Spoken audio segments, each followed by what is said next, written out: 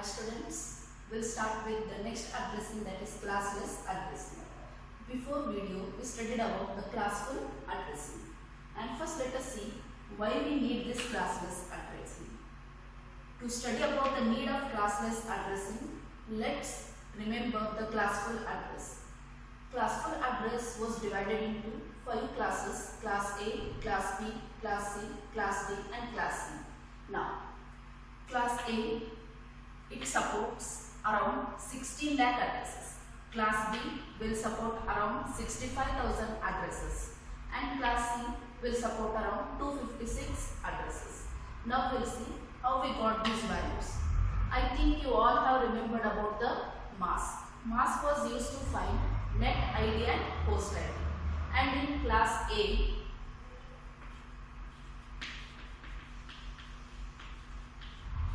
we'll write how many bytes are reserved for net ID and how many bytes are reserved for host ID. So in class A, 8 bits was reserved for net ID and remaining 24 bits was reserved for host ID. Hence, 2 raised to 24 will get the value of around 16. Similarly, class B, 16 bits were reserved for net ID and remaining 16 bits were reserved for host ID. Hence, 2 raised to 16 gives us the values around 65,000. Then in class C, 24 bits were reserved for net ID and remaining 8 bits were reserved for host ID, which was equal to 2 raised to 8 gives us the value of 256 address. Now, the problem here is, if a person requires 2000 address, then where he should go? Just see the ranges where the 2000 lies. So 2000 lies at the class B address.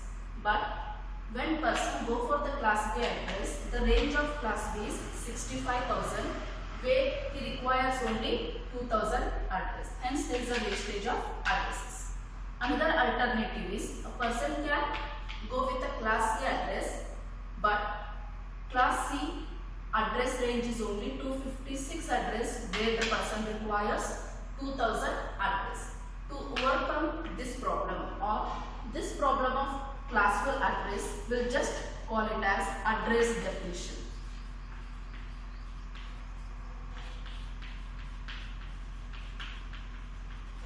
To overcome the problem of address depletion of classless addressing, as a solution we have the classless addressing. Now we'll see about the classless addressing. Unlike the classful addressing, like class A, class B, class C and so on, there are no separate class in the classless addressing.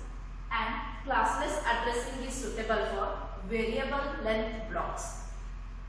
It is not constant for the blocks like 16 lakh, 65,000, 256. There is a variable length of blocks is provided in the classless addressing.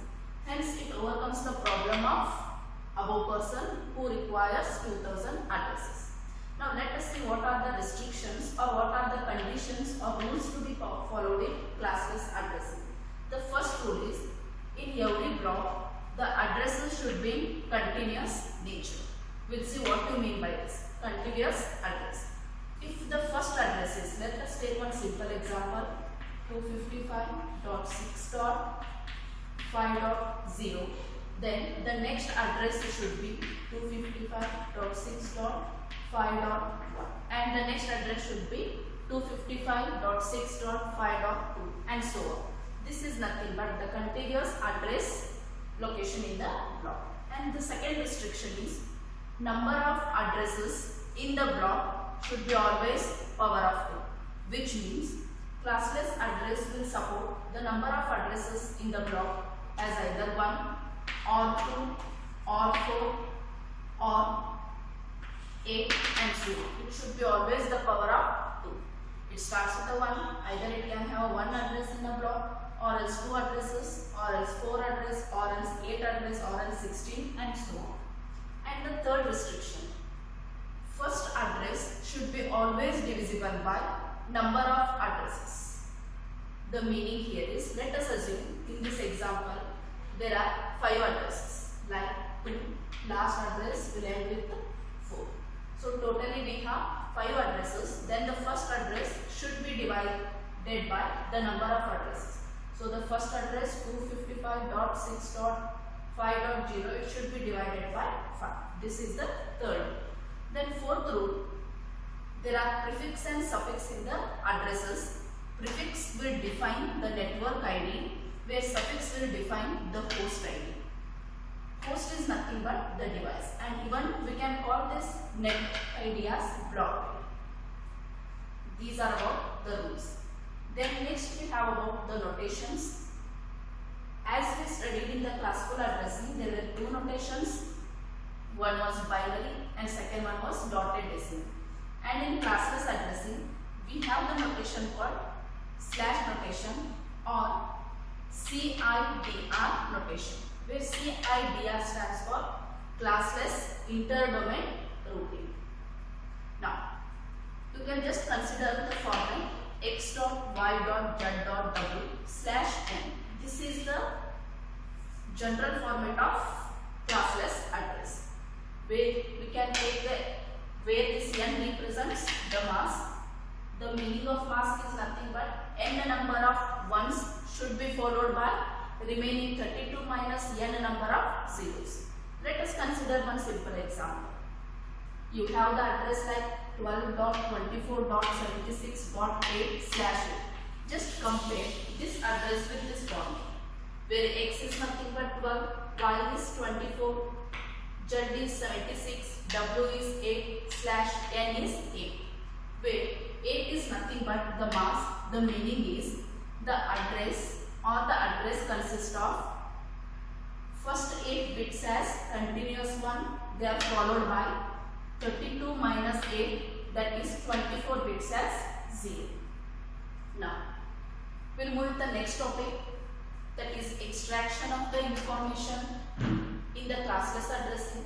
The meaning of extracting the information from the classless addressing is nothing but finding the first address, finding the last address, and finding the total number of addresses. We have 2 methods to extract the information, or 2 methods to calculate first address, last address, and total number of addresses. Let us consider one simple example. Here we have the address as 205.16.37.39/28, where 28 will represent mask, and meaning is in a given address first 28 bits will be ones, which is followed by 32 minus 28, which is equal to 4 number of zeros.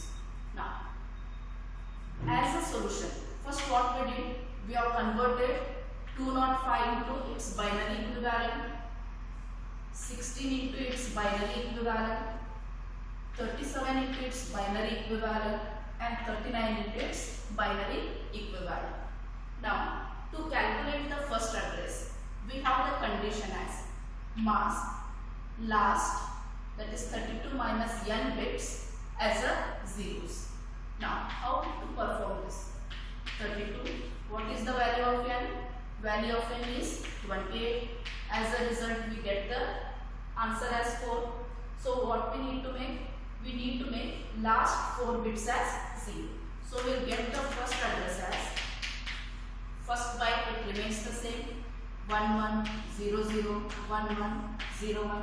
Second byte again it remains the same, 0001, 4 zeros.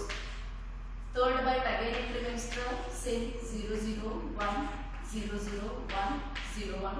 But there is a change in fourth byte, since we are modifying last 4 bits. So these are the last 4 bits. We need to modify this. Remaining will remain same, 0010, and last 4 bits, instead of 0111, we should make them as 000. So this is the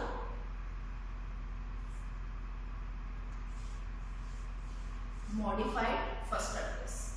So when they ask you to calculate the first address, first 3 bytes remains the same, only there is a change in last 4 bits of the last byte, that is 00, 1 0 up to 4 bits it is same. Last 4 bits are made as 0 0 0. In the same way, we are going to find the last address. For last address, mask last 32 minus n bits as ones. Here we made it as zeros. Instead of zeros, we should make it as ones. Again, all the bits will be, all the bytes will be same. Only there is a change in last byte. So last byte we have 0 0 1 0, and we should make last 4 bits as 1 1 1 1. This is our last address. Then we have total number of addresses.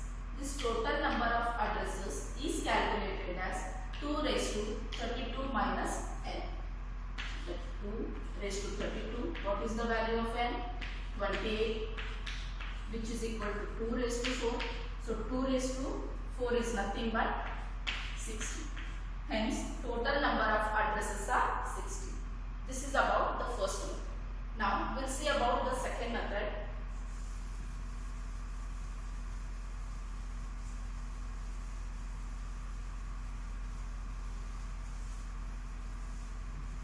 Again, in the second method, let us consider the same example. Directly we take the binary equivalent. So binary equivalent of 205 is 1 1 0 0 1 1 0 1. Binary equivalent of 16 is 3 zeros 1, then 4 zeros. Binary equivalent of 37 is 0 0 1 0 0 1 0 1. Then you have the binary equivalent of 39. So binary equivalent of 39 is 0 0 1 0 0 1. Now, to find the first address, what you need to do is you need to consider the original data and mask. So what is the binary value of mask? Mask is nothing but 28, which means first 28 bits are ones and remaining 4 bits are zeros. So we will consider 28 bit as 1.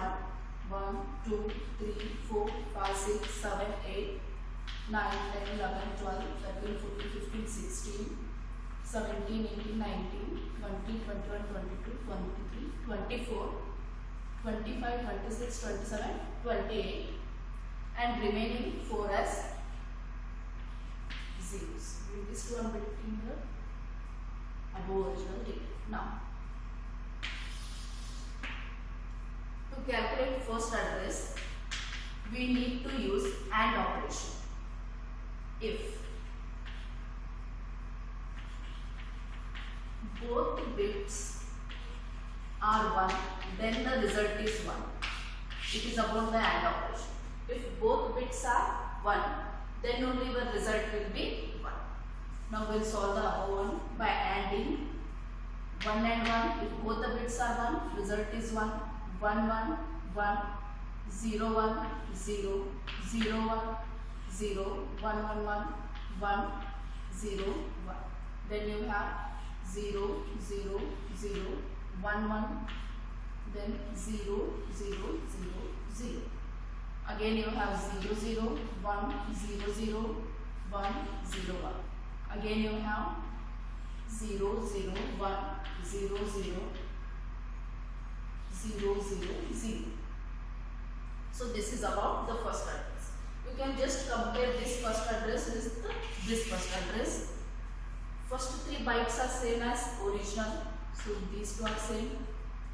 These two are same. This is same. There is only changing the last 4 bits of the original.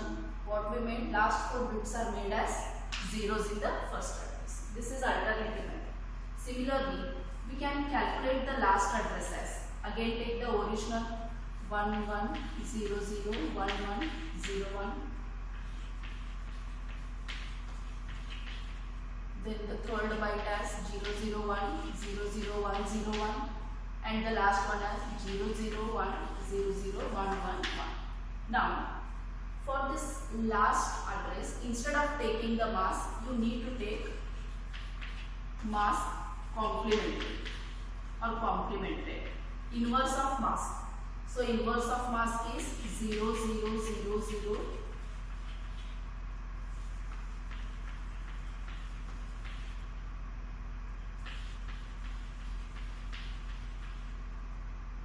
And here we have 4 zeros and remaining as 1.